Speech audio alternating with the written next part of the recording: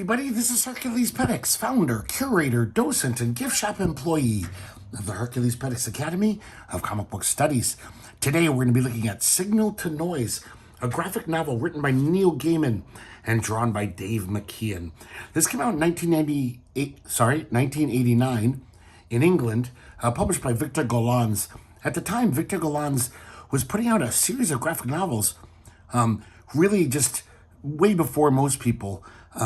They were getting in on the graphic novel market, realizing that comics can be for adults. They got Alan Moore to do one. They got Al Davison, a lot of, adult graphic novelists, people who write comics not for kids. And there's a lot of good stuff came out of that. And this is one of them. This was republished in 1992 for American audiences by Dark Horse. So originally this was made in 1989 though, but this is the 1992 American edition. It's a really interesting graphic novel. It was serialized in the hip English magazine The Face, and then they collected it and added a few things, I believe, for this edition. It's not that big. It's kind of a thin graphic novel, like all of these Victor Gollancz graphic novels were. But a lot of good stuff came out of that, and this is one of them. Though I'm conflicted on this. It's not my favorite Neil Gaiman by any means, and it does have some beautiful artwork, though. Of course, Dave McKean can't really do anything but. So I got to be careful with the spine. Might even be able to hear it. It's creaking. Here's the title page. The whole book was designed by Dave McKean, so all of this stuff you're seeing, he designed. Dedications and acknowledgments from the two authors. And here's an introduction. It's sideways, but I'm not going to turn it, so it's just a bunch of print. Actually, I forgot to see, what's this guy's name? Oh, Jonathan Carroll. I don't know who that is. Probably an author or something. Everything has a meaning or nothing has. To put it another way, one could say that art is without noise. That's a quote from Roland Barthes. So as you can see, Dave McKean, this is early on in his career when you think about it. This is 89. It's only a few years after he did Black Orchid and Arkham Asylum. So he's still very illustrative, but he's also experimenting with all of this kind of imagery and collage work and even using a lot of photography mixed with art. So chapter 1, Prelude. We hear a guy describing a scene in his head. It's almost like he's visualizing a film. And just look at this beautiful art, the coloring, the painting, so nice. I kind of miss this old Dave McKean, the photorealistic illustrator. But even then, he's photorealistic, but he also has so many, stylistic flourishes that it's not Boris Vallejo. We see this man, he's a director. He's being interviewed on stage. Apparently he's a well-renowned director. All of these serious journalists are asking him questions, asking him about his next movie. And he says it's about the end of the world. But not a science fiction movie. It's about the end of the world that never happened in 999 AD. When people thought the end of the world was coming at the turn of the millennium. Of course, it didn't happen.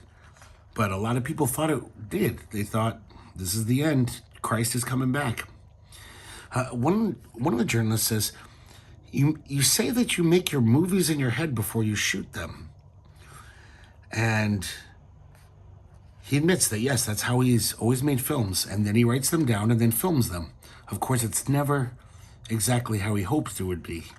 It's the movie in his head is always better. And then finally a journalist says, how long do you have to live? And he says a couple of months. When he looks out at the journalist, he's got this bird of prey face. There's actually a reason for this. We'll find out later. So as you can see, so now we understand those first few panels. this guy is dying. He's never going to have a chance to make his final, film. So he's spending his time in his head making this a film that no one will ever see. And if you notice too, the scenes of the quote unquote film, look, it's just a totally different style. Even then, McKean was, you're going to see like 18 different styles in this graphic novel. Even then, Dave McKean was always experimenting, always trying to find new ways to tell the story. So we see the guy waking up the next day. His producer's calling him. Oh, I'm sorry, the doctor is calling him, Julia. She basically is, we realize from her message on his phone, he's refusing any treatment. He is just like, yeah, I'm gonna die in a few months. I'm not gonna do biopsies and all that shit. I like this line here. A lot of this is just his thoughts in his head. That which doesn't kill us makes us stronger. That's his maybe. But that which does kill us kills us. It ain't that a bitch. This is something I don't like, and it seems like artists like Dave McKean like to do this. I guess maybe it's graphically appealing. These repeated images of his CAT scan or his x-ray showing his tumor. It's like, I don't know, it's just kind of boring to me. It looks really cool, but I don't know, I don't even see the dramatic purpose it serves by just showing us multiple images, copies of this x-ray. So he's basically spending his last few months, he doesn't know how long he has, but he finds himself watching a lot of TV late at night. The repetition of the adverts become a mantra, a refrain, singing images held in time. And now we get back to the film in his head. It takes place in a small European town, 999. Everyone thinks they're gonna die, so they all go up to this mountain, all the villagers. And we see all these faces, all these actors that are just in his head. And then a flurry of snow comes across our vision, like a burst of noise disrupting everyone's video image. And then when it subsides, everyone heads up towards the mountain to confront the apocalypse. So Neil Gaiman's doing a lot of experimental stuff in this too. This is just some kind of these words here are kind of his talking about directing. It's kind of cut off, so it's not a whole text. And then he does this thing. I don't know, did Weemus Burroughs start this thing? It's some avant-garde literature thing where you highlight words, random words in a piece of text, and then you can maybe find poetic hidden meaning when you read them. I don't know. It doesn't really add much. And then this page is very odd. Dave McKean breaks it down into almost like noise signals. And it kind of corresponds to this. Almost as if these words eventually become nonsense or nothingness. But I don't know why. Maybe this is some situationist, like a situationist literary scholar could explain this or figure out something. Because it is very, nitty gritty. But not all of them are copied. It's at first you think, oh yeah, look, it's every highlighted word. But then it breaks down. There's no, these two aren't there. I don't know why. I don't know if that's significant. I kind of doubt it, but I'm sure some fancy pants critic could, find some meaning in that. Next we have 2, occlusion. And the director is mentioning how he's working harder than he's ever worked before. He knows he's running out of time, so he really is working in his head to visualize this film. He thinks back to once when somebody read his poem and said your life will change significantly at the age of 50. And it turns out he's almost 50. And he doesn't know if he'll see his birthday. Now we flash back to when he left the doctor for the first time when she told him about his tumor. He says he feels like he's retreating into childhood because when he was a child, he liked to anthropomorphize people, or is that reverse anthropomorphication? He would, when he drew sketches and stuff, he used to love to draw people as animals. And now he can't help but see everyone around him. That's why that journalist turned into a bird of prey. He sees his doctor as some kind of beautiful predator, a leopard or a snow cat, you know. So they put a boot on his car. I guess he was parked illegally. I really like this, how he throws in these animals here and there. These sketchy little animals. Sometimes with Dave McKean, I can't tell if it's photography or not because he's such a skillful artist. I don't know if that's just, oil painting and airbrush or whatever. But then he uses photo collage a lot. That's a beautiful vista of the city there. Look at that.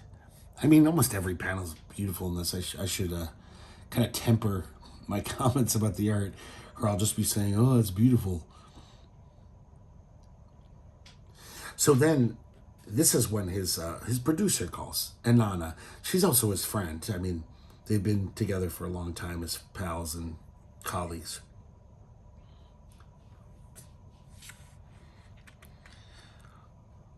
So he goes to get his car. He looks at his own palm to see if he can discern any prophecy in the lines in his hands, but of course he can't. Once again, he just sees lots of noise, visual noise. Here's another just kind of pretty graphic design page. It seems like every 10 pages they have this little break where Dave McKean just does some cool, photo manipulation, collage. And here Neil Gaiman's getting really experimental. I'll just give you an example. Bottle of the inside of the lines on the landing, not as we can set of brightness, but the houses get repaid, man, anywhere. There's nowhere else to be late at a number of me. So it's kind of this, it's not even good grammar. It's every now and then he goes into this kind of, I don't even know if it's beatnik. It's just weird. And I don't know.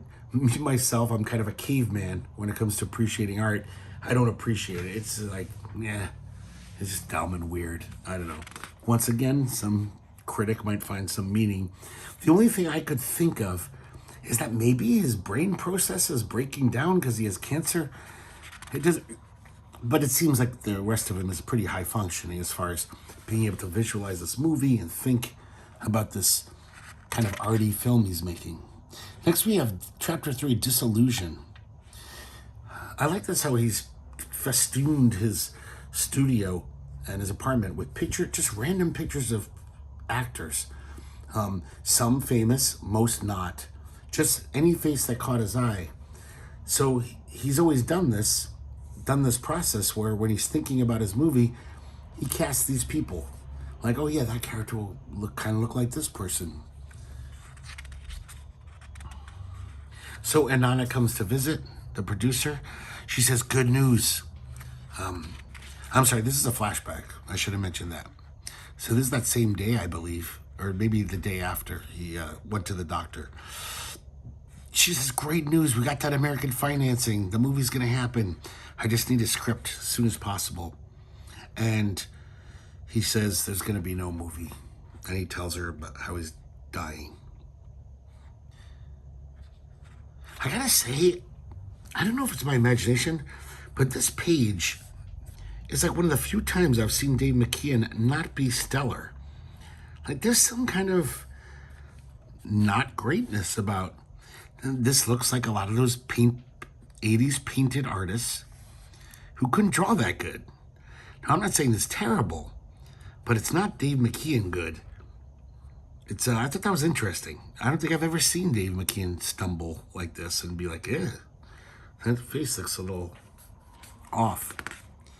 But, for the most part, I don't think that happens again. Really like this photo collage here.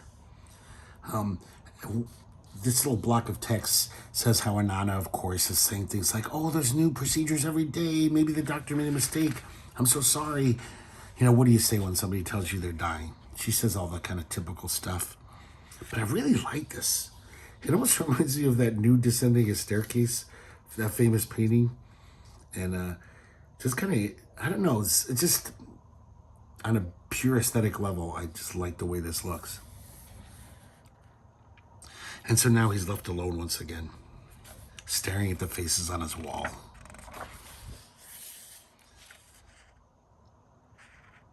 Here's some more of that kind of gobbledygook writing.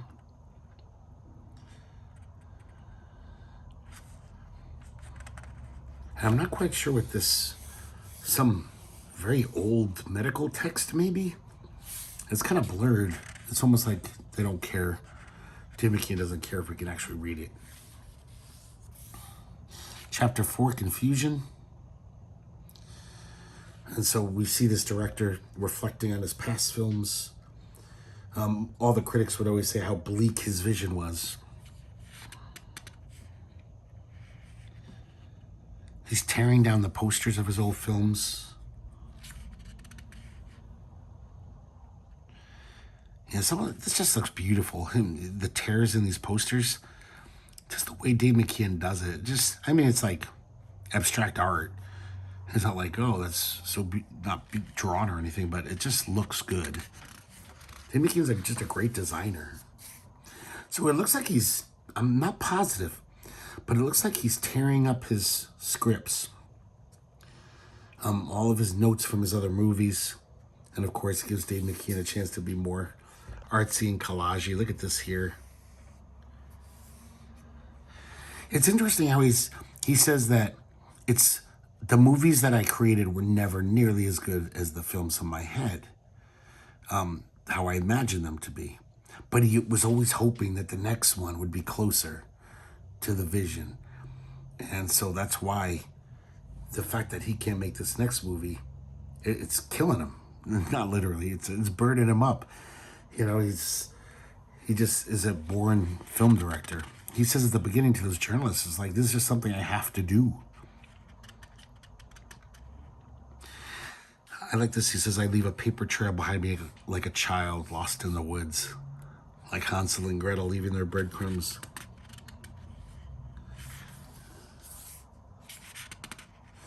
And I saw as it was a sea of glass mingled with fire. If you don't know where that quote's from, you will at the end. So now it's been 3 months. He has been actually writing the script for this film, even though he knows it's not going to get made. God, just how many, even on a page, there's like 3 different art styles, or 2. It's crazy. So now we're seeing his movie again in his head. And he, all of a sudden, a new character pops up. Just it comes to life without him even thinking about it.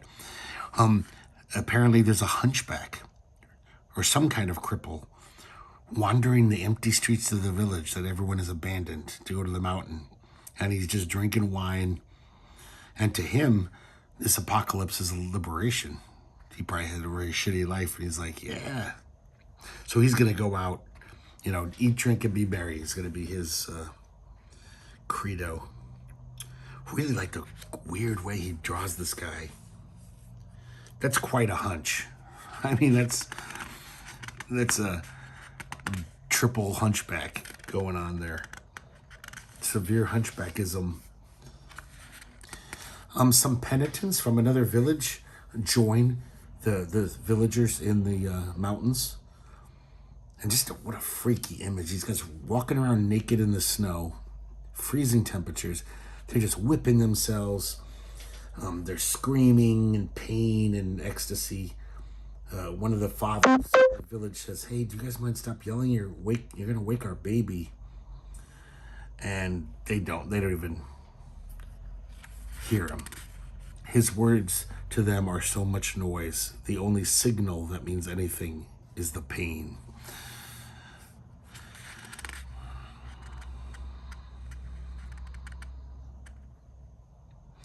I really like how this style is so different. I mean, Dave McKean could build a whole career drawing like this. That would be a great style for an artist to have. But not for him, it's just a tool to show that the film is what's going on in his head.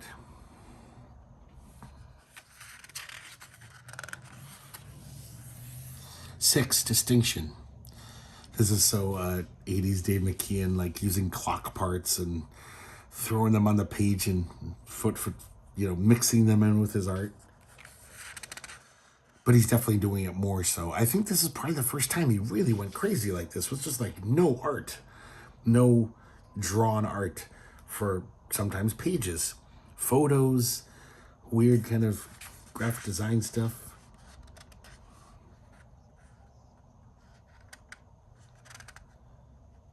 And this is also probably Neil Gaiman's most, I guess, non-concrete script for a comic.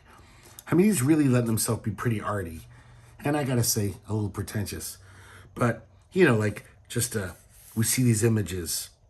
And, Neil Gaiman's just saying, a picture of an empty TV channel, a blurred photograph of a young girl in the rain. So Neil Gaiman is known as being a great storyteller. He's not really telling a story in this as much as just giving you these glimpses into a man's thoughts. And, it's very different for Neil Gaiman. And at the time, this was kind of different for Dave McKean, even though he's definitely leaned into all of this experimentation throughout his career. He thinks of a great story that would be great for the film. Apparently in 999 AD, everyone in Rome went to the, St. Pete's, and the Pope did a special midnight mass. It was the end of the millennium. And there was a giant clock in St. Peter's. Love that right there. Just want to interrupt.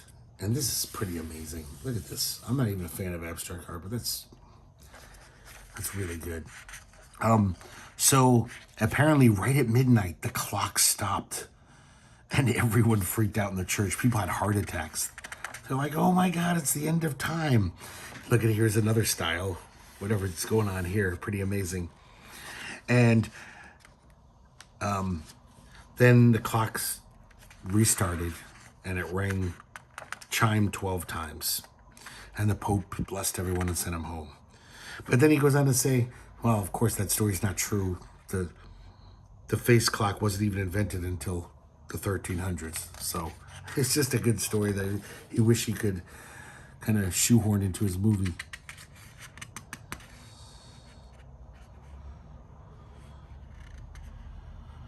Here's a lot of that clockwork stuff going on. See, this is something like, really? Do you need to do 5 panels of that after a bunch of other panels of it? I don't really get that little, maybe it's to slow down time, it's a rhythm thing for the artist. I mean, Neil Gaiman is still a good writer when he's not writing that gobbledygook. And I'm sure some people would like that writing, poets, people into poetry and stuff. But midnight can wait, but I hear the clock ticking. And behind it, I hear the echoes of other clocks, which have counted off the seconds of my life.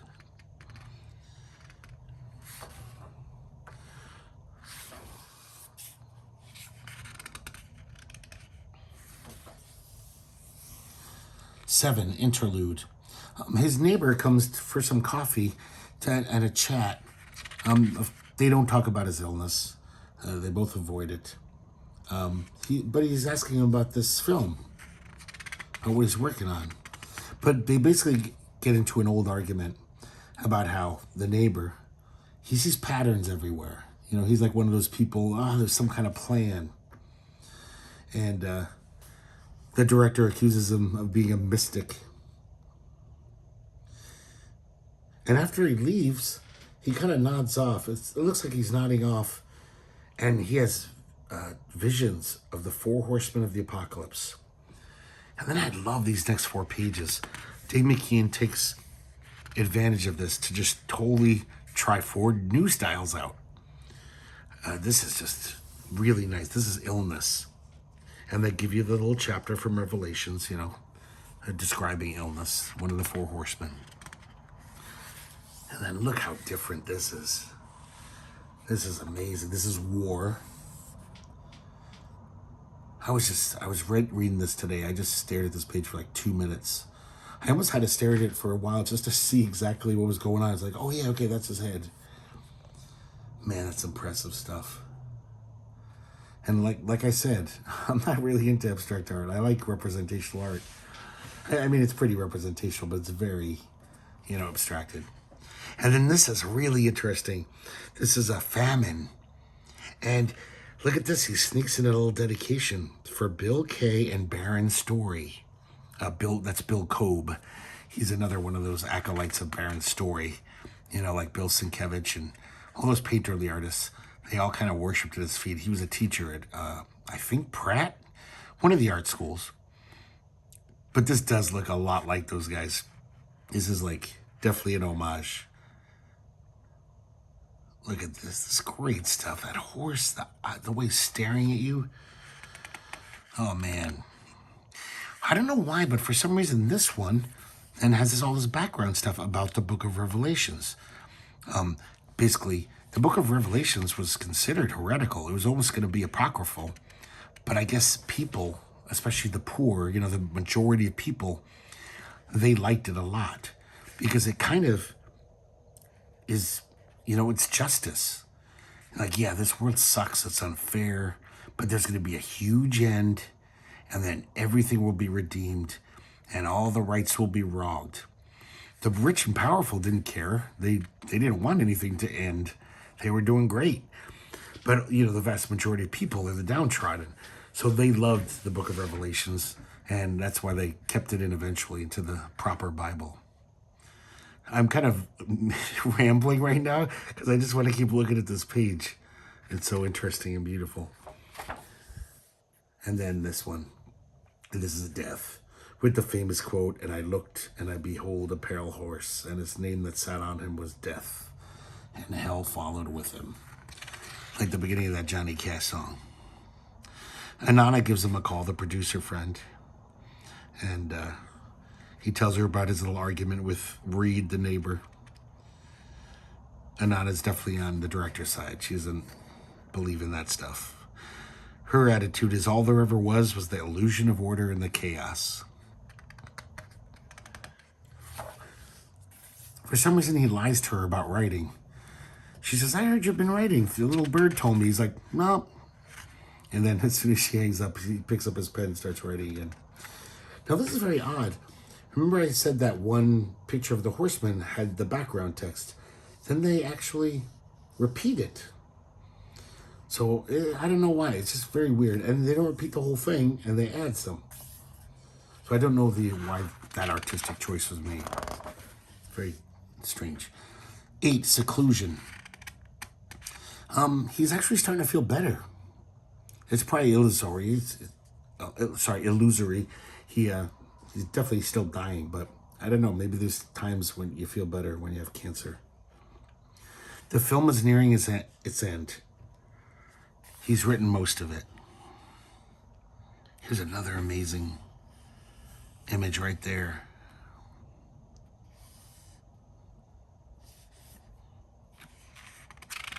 He talks about the rapture. How basically if you really believed in Jesus, there'd be no death. During the rapture, it's the only time humans will just go into heaven without having to die. Just like Jesus did when he was, after he harrowed hell, and was resurrected.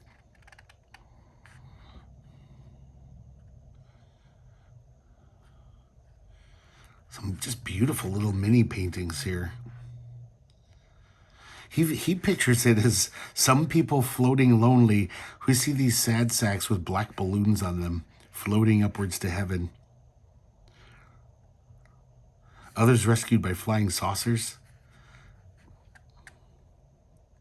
So he finally, he says, "I don't believe in apocalypses.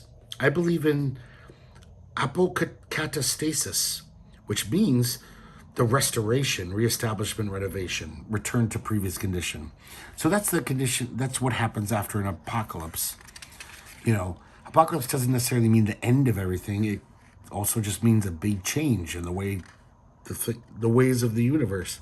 So this word, which I've never heard before, I don't think many people use it, is what happens after the kind of resetting things, of things. He realizes, oh, that's a perfect name for my movie. That's what I'm going to call it. The doctor calls again. Apparently the doctor's his friend as well. She's not just some doctor he barely knows. And she's like, okay, I'm not going to bug you about whatever, chemo and all that other shit, but could we at least do a blood test on you? Because you could get sick, and the last few weeks of your life could be a living hell. Meanwhile, he's not really into it. He agrees, though, to the blood test, but he's watching Groucho Marx, and he actually quotes one of the lines. I think this is from a song in a Marx Brothers movie. Hello, I must be going.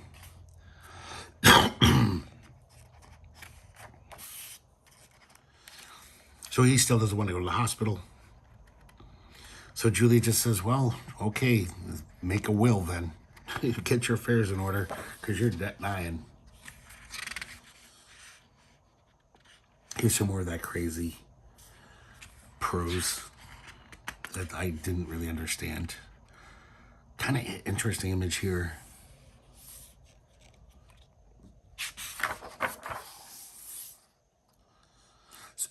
Sorry, guys. I need some water. Chapter 9, conclusion. So he finally finishes the script. And he realizes he doesn't know what the movie's about anymore. He basically, in his head, he answers this reporter. He says, I guess it's about people. That's all. People. Which I guess that's what every story's about pretty much, right? So now we see the film in his head. We see the mountain snowing. And now he's here. He's in this world of 999 AD. The millennium's only minutes away. So he wants to tell people. He tells this one guy, he says, it won't happen. It isn't the end. This guy says, you should be with your loved ones. And he says, I never had any flesh and blood children. Only words and paintings and images of light that flickered in the darkness. Those were his only children, He mentions the titles of his movies. It's a good script. It would have been a great film. Really, it would. The priest calls for silence for midnight mass. And then he actually looks to us, the audience, as if he's narrating the scene. And they wait in silence, and I wait with them. In silence. No noise.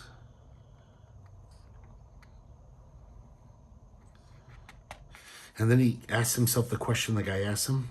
I should be with my loved ones. And then he says, all of you are my... And then the priest cuts him off.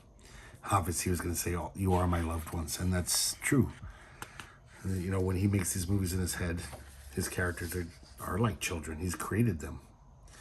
Oh, I should point this out. This almost like kind of made me took my breath away a little. The priest says, it's time. And then, I don't know why, just this, after all these little panels and just seeing this beautiful skyscape and all the villagers standing here, it was almost like the air was sucked out of a room, just like this. Pretty amazing. I've seen Dave McKean do that before, like in Black Dog. He's really good at that, like using a 2-page spread to really, for an arresting effect, when you turn the page, it's like, whoa. So now we see, back in reality, not in his head, we see his hand drop. He's dead. And then we get to see more of these beautiful, whatever style you call this. It's almost like a 70s postage stamp that says love on it with a pigeon or something. I think those were Easter seals or something. But I just love the colors, and it looks like there's a dragon. I don't know if that's like supposed to be a soul leaving his body. I don't know. I'm not sure. But whatever it is, it's beautiful. And then we go back into the movie in his head. A woman says, it didn't happen. We're still here. It didn't end. Nobody died. Nobody died. And as the camera pulls back, the mental camera, the lines of people walking back to the village seem to morph into a fingerprint and then seem to morph into static again, which seems to be a recurring image in this, signal to noise, hence the title. We are always living in the final days. What have you got? 100 years? Or much, much less until the end of your world? Earlier on, he says that he even puts the line into one of his characters' mouths. He says, for everyone, there's always an apocalypse going on in everyone's life. Everyone has a huge end to everything. Every day that's happening, every minute, every second, when any of us die. It's kind of hard to see. It's very dark, but, and yet it still looks fucking beautiful. Dave McKean is just amazing. So now, a few days later, Inanna is at his apartment. The neighbor, Reed, is basically kind of let her in, and they talk about how they miss him. And he hands her the script.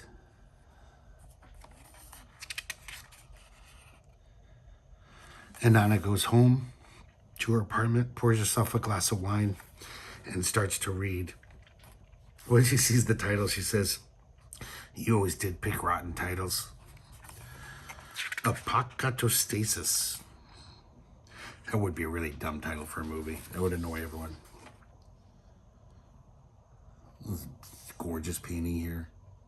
There is something signed down here that doesn't look like... Maybe it is Dave McKean. I've never seen his signature look like that, so I thought maybe this painting is another homage to another artist. But I don't know, because I've never seen Dave McKean even sign his pages in a comic. So now she's reading the script. I find it interesting that when she reads the script, the same script, Dave McKean illustrates a completely different style, because this is how she visualizes it. She has a different visual imagination than the director.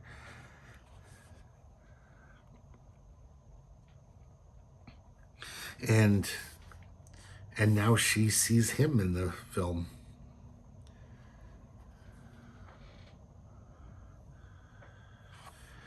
They're leaving the village, going up to a high place, waiting for the end of their world.